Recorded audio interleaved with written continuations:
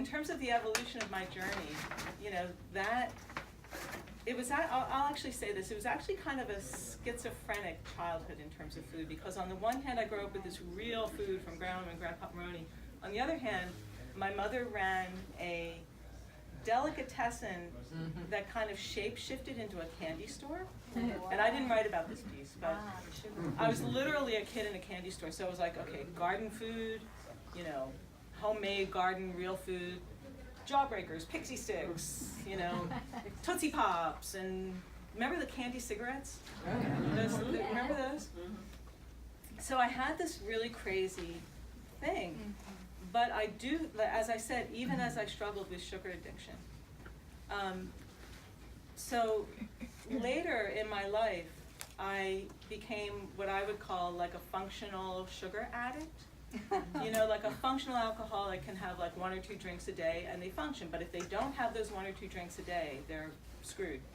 So for me, it was like 1 candy bar, maybe 2, or like a mocha cappuccino with, you know, whipped cream or whatever.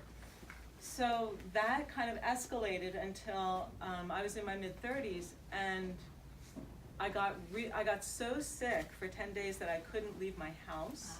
And when I finally went to a naturopath, he did all these tests, and he looked at me over his glasses and he said, "How much sugar are you eating?" And I was like, "It's only a candy bar a day." But apparently I was a vegetarian at the time too, and that's a whole other piece of the equation. But what got me, I think, out of that eventually, part of it was going to the Natural Gourmet and learning about therapeutic foods. So that was one piece of it. But the other piece was this. It was your roots. My roots, that I developed, you know, my palate. We say that children, their palates are established by age 2. You know? I was actually just working with a client today whose mother put corn syrup in her baby bottle.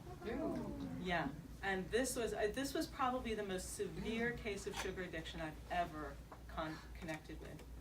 So yes, what happened here, you know, even though I fell prey to the candy and all of that and the sugar, I was able to pull myself out of it in part because of this piece of my upbringing. Yeah. And so